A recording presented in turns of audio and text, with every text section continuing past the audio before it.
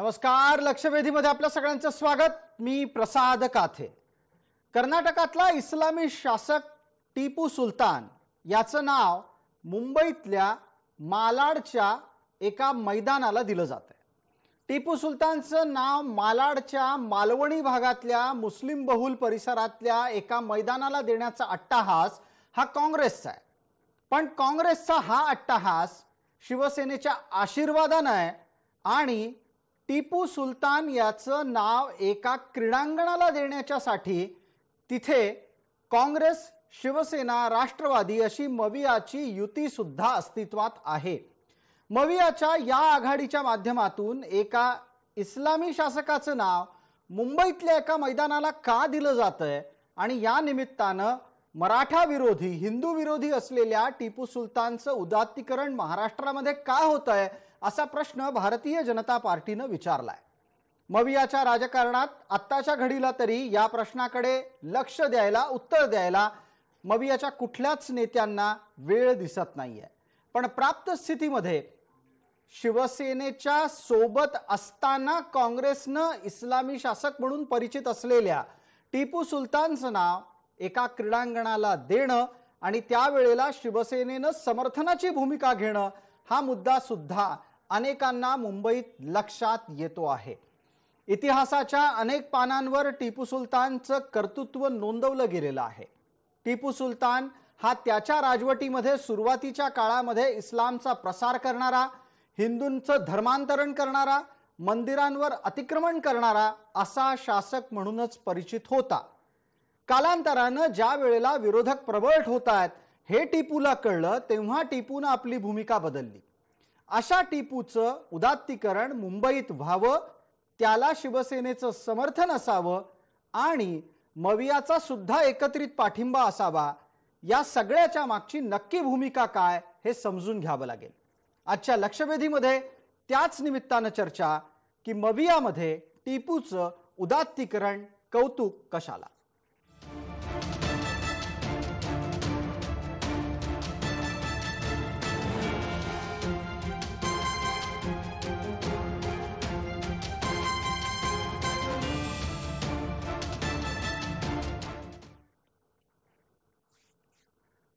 मराठा विरोधी, हिंदू विरोधी टिपूचं मवियाला कौतुक आहे. ते का आहे या संदर्भातली चर्चा करण्यासाठी आपल्या सोबत असलेल्या मान्यवरांचा मी आपल्याला पटकन परिचय करून देतो. आपल्या सोबत काँग्रेसचे प्रवक्ता निजामुद्दीन राईन आहेत, भारतीय जनता पार्टीच्याकडून आपल्या सोबत भालचंद्र शिरसाट आहेत, इतिहासाचे अभ्यासक चंद्रशेखर साने आहेत आणि मराठा समन्वयक आपल्या सोबत दिलीप पाटील आहेत. निजामुद्दीन राईन आपल्या सोबत फोननी जोड़ले गेले आहेत. निजामुद्दीन जी, मेरी आवाज आप तक पहुंच रही है? जी। सबसे पहले तो हम ये जानना चाहेंगे कि कांग्रेस को पूरे इस इतिहास में मुंबई जैसे शहर में टीपू सुल्तान का ही नाम मिलता है और वो भी एक स्पोर्ट्स कॉम्प्लेक्स को देने के लिए. भारत देश में मुंबई अलग से नहीं है. जिस भारत की परंपराओं का देश में जिक्र है उस भारत के अंदर मुंबई है. इसलिए मुंबई के महत्व को कम नहीं किया जा सकता, बल्कि मुंबई के महत्व को भारत के साथ जोड़कर ही देखा जा सकता है. ये ओछी राजनीति सिर्फ बीएचपी और बीजेपी के लोग ही कर सकते हैं कि मुंबई अलग है या मुंबई में दूसरे किसी का राज्य है. जहां तक टीपू सुल्तान के राज्य का सवाल है, टीपू सुल्तान वो हीरो है इस देश का जिसने देश की आजादी में सबसे बड़े बड़े कारनामे किए. इन बहस करने वालों को सोचने की जरूरत है कि देश का इतिहास कोई मुसलमान नहीं लिख रहा था, कोई मुस्लिम तुष्टीकरण के नाते किसी ने देश का इतिहास नहीं लिखा, बल्कि उन्हें चाहिए कि देश में मौजूद जितनी बड़ी लाइब्रेरियां हैं, तमाम हिंदू इतिहासकार जिन्होंने इसको लिखा है उन्हें जाकर पढ़ना चाहिए. समाज को बांटने से बेहतर है कि वो अच्छी तरीके से लोगों को बताएं कि हीरो कौन था और किसने क्या कारनामे किए हैं. चंद्रशेखर साने आपल्या सोबत आहेत. निजामुद्दीन राईन ते आपल्याला उत्तर देतीलच, पण त्याचबरोबर माझ्याकडे ताजा तपशील असा आलाय की डॉक्टर राजू वाघमारे सुद्धा आपल्या सोबत या चर्चेमध्ये जोडले गेलेले आहेत. निजामुद्दीन राईन, आपण हिंदीमध्ये भूमिका मांडत असताना डॉक्टर वाघमारेंनाही आपल्याला या चर्चेमध्ये मराठीतून भूमिका मांडण्यासाठी संधी द्यायची आहे. डॉक्टर वाघमारे, माझा आपल्यासाठीचा हा प्रश्न आहे की काँग्रेसला टिपूचं कौतुक जास्त की छत्रपती शिवरायांचं कौतुक जास्त? सगळ्यात पहिली गोष्ट की ज्यावेळी आपण असं म्हणतो की शिवरायांचं कौतुक जास्त की टिपू सुलतानचं कौतुक जास्त, प्रत्येक राजा आणि प्रत्येक त्यावेळचा नेता हा त्याच्या त्याच्या दृष्टीने त्याच्या त्याच्या राज्यामध्ये श्रेष्ठच ठरलेला आहे आणि त्यांनी त्या त्या पद्धतीने त्या त्या प्रदेशामध्ये काम केलेलं आहे. जसं महाराष्ट्रात आद्य दैवत छत्रपती शिवाजी महाराज हे आपल्या सगळ्यांचं आराध्य दैवत आहे, तसं म्हैसूरच्या उत्कर्षासाठी आणि म्हैसूरची व्यापार व्यवस्था म्हणा, म्हैसूरचं लॉ अँड ज्युडिशियरी म्हणा, म्हैसूरच्या बाबतीत सिल्क इंडस्ट्रीचं पुढे आणून तिकडच्या संपूर्ण जनतेला रोजगार देण्याचं काम म्हणा, या सगळ्या बाबतीमध्ये टिपू सुलतान हा कर्नाटकामध्ये तेवढाच जास्त प्रसिद्ध आहे आणि तेवढाच जास्त पॉप्युलर पण आहे. त्याच्यामुळे डॉक्टर आपण वाघमारे, कोणत्याही आपल्या लेखी टिपू सुलतानचं नाव क्रीडांगणाला देण्यात काहीही गैर नाही हे नक्की? एक मिनिट हिस्टॉरिकल दोन राज्यांमध्ये आपण या सगळ्या गोष्टी करू शकत नाही, हा पहिला मुद्दा.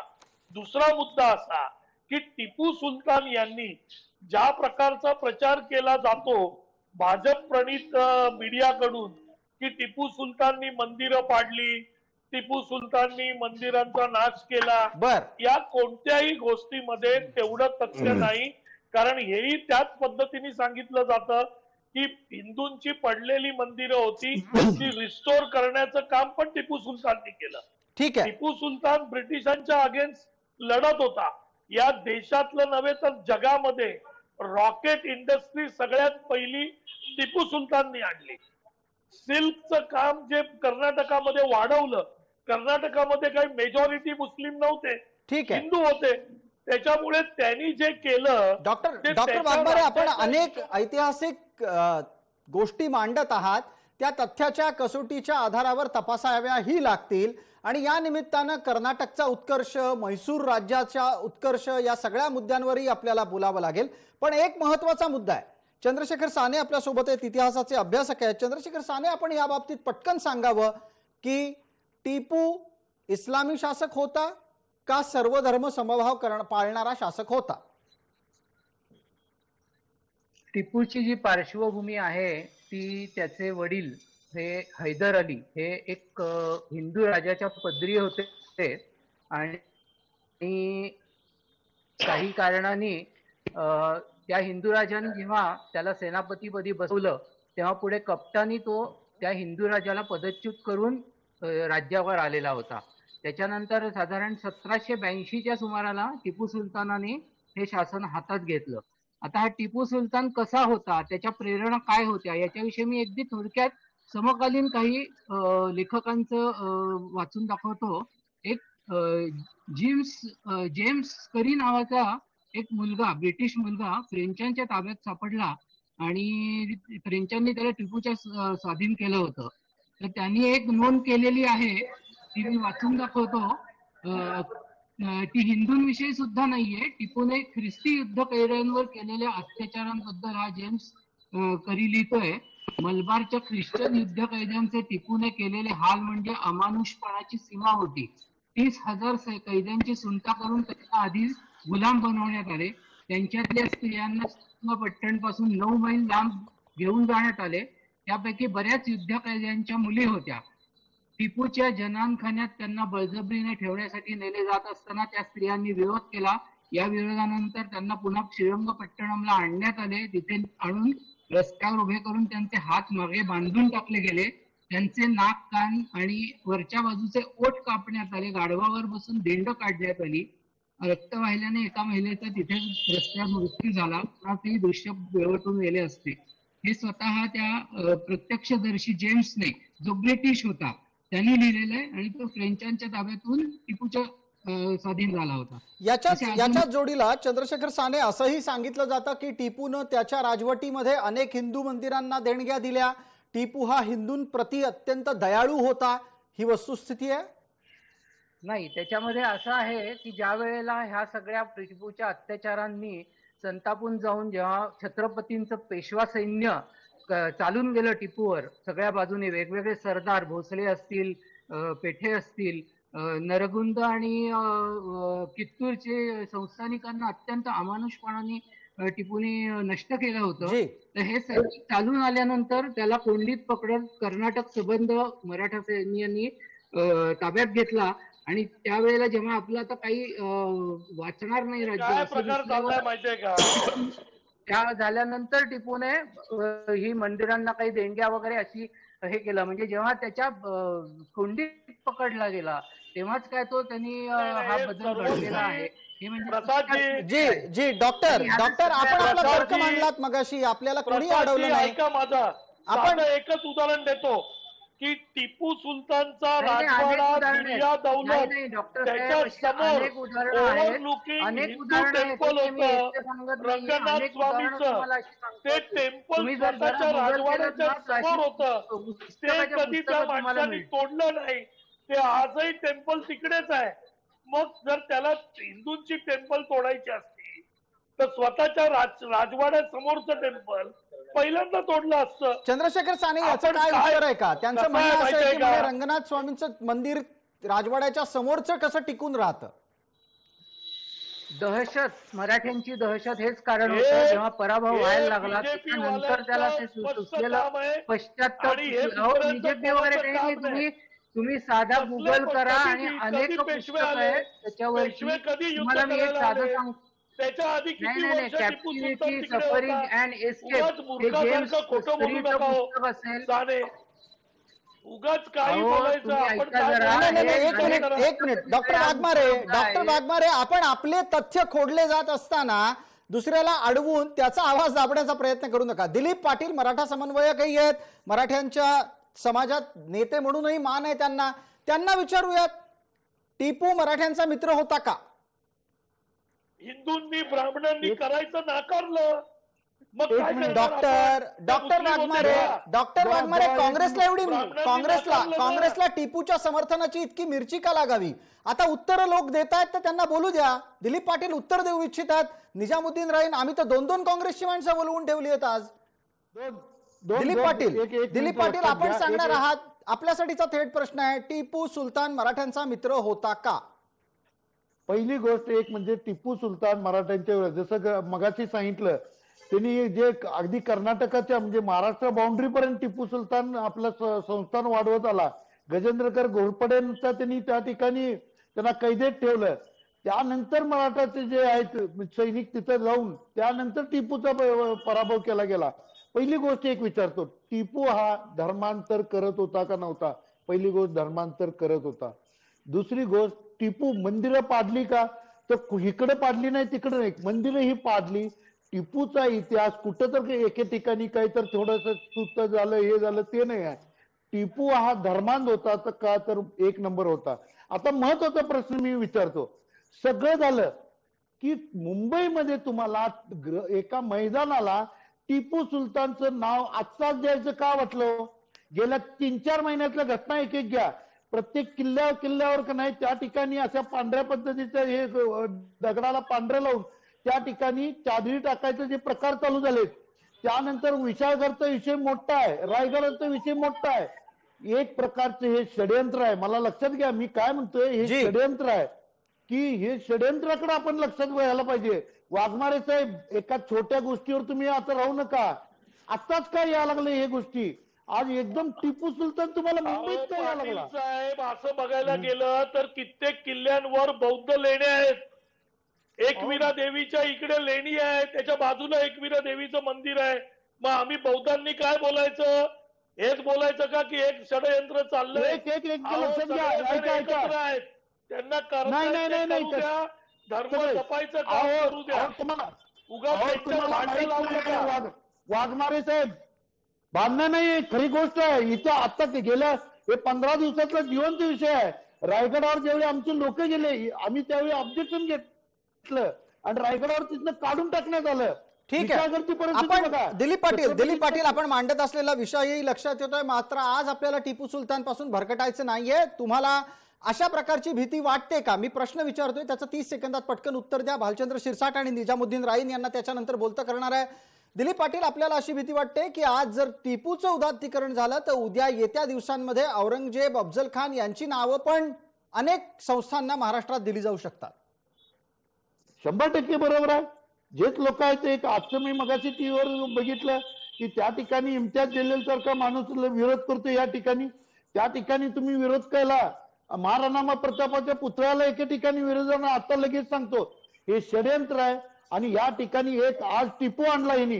टिपू म्हणजे एक काय व्यक्ती म्हणून नाही आणलं, तर एक मुस्लिम, एक अत्याचार करणारा औरंगजेब आणणार. हे उद्या त्याला हे बाकीचे उद्या बाबर आणतील, हे या पद्धतीने औरंगजेब आणणार काय? औरंगाबाद मध्ये तर औरंगजेबाचं कौतुक करणाऱ्या अनेक घटना घडलेल्या आहेत आणि त्यातला एक करणारा राष्ट्रवादी पक्ष आज मवियाचा प्रमुख घटक पक्ष आहे. आपल्याला पटकन भालचंद्र शिरसाट यांना बोलतं करायचंय. भालचंद्र शिरसाट, मुंबईमध्ये एका मैदानाला टिपूचं नाव देण्याच्यासाठी आत्ताच काँग्रेस एवढी आग्रही व्हावी आणि शिवसेना गप्प बसावी? शिवसेना आता मागणी करताय का तिकडे वेगळं नाव द्या, आंदोलन करताय, त्यांचं राज्य आहे. हा जो प्लॉट आहे, मैदान आहे, महाराष्ट्र राज्य शासनाच्या मालकीचं मैदान आहे. त्याचं उद्यानाचं सुशोभीकरण महाराष्ट्र शासनाच्या डीपीडीसी फंड मधून झालेलं आहे. पालकमंत्री आदित्य साहेब ठाकरे आहेत. मग आदित्य साहेब ठाकरे हे कार्यक्रम थांबवू शकत नाहीत का? हे नामकरण बदलू शकत नाहीत का? नामकरणाचा कुठलाही ठराव महापालिकेत मंजूर झालेला नाही. महाराष्ट्र राज्य शासनाने नामकरणाचा ठराव केलेला नाही. हे अनधिकृत नामकरण आहे. पहिलं हे अनधिकृत नामकरण, आणि दुसरं टिपू सुलतान, जो दक्षिणेतला औरंगजेब म्हटला जातो. आज औरंगजेब उद्यान असं नाव कोणी देत नाही ना. महा दक्षिणेतला औरंगजेब, त्याचं धर्मांध होता, क्रूरकर्मा होता.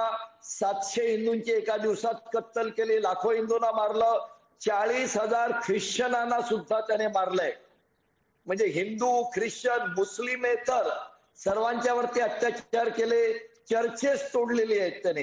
जी, भालचंद्र शिरसाट, आपण आत्ताच्या चर्चेमध्ये एक अत्यंत महत्वाचं तथ्यही समोर आणलं. ऐतिहासिक अनेक गोष्टी आपण मांडत होतातच, पण तत्पूर्वी तुम्ही असं सांगितलं की टिपू सुलतान मैदान हे नावच मुळात बेकायदेशीर आहे.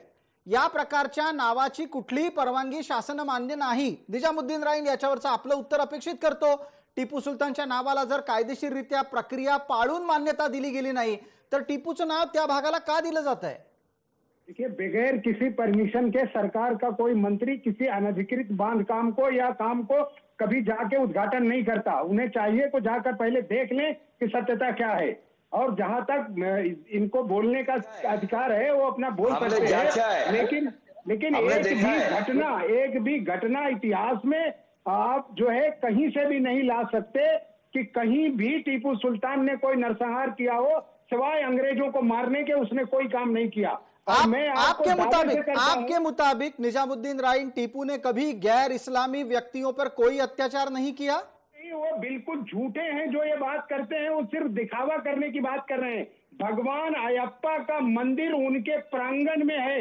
आप उनकी किताब जो डॉक्टर विशंबर पांडे ने लिखी, जो देश का बड़ा इतिहासकार रहा है, और 90% इतिहासकार सब हिंदू भाई हैं जिन्होंने उनके बारे में लिखा है. लेकिन थोड़ी देर पहले चंद्रशेखर साने ने जिस ब्रिटिश व्यक्ति का हवाला दिया उसके बारे में क्या कहेंगे फिर? ऐसे तो बहुत सारे हवाला आरएसएस बीजेपी के लोग तो खुद बना के हवाला ले आते हैं. अरे अब चंद्रशेखर साने थोड़ी बीजेपी का आदमी है. चंद्रशेखर साने आपका जवाब देंगे.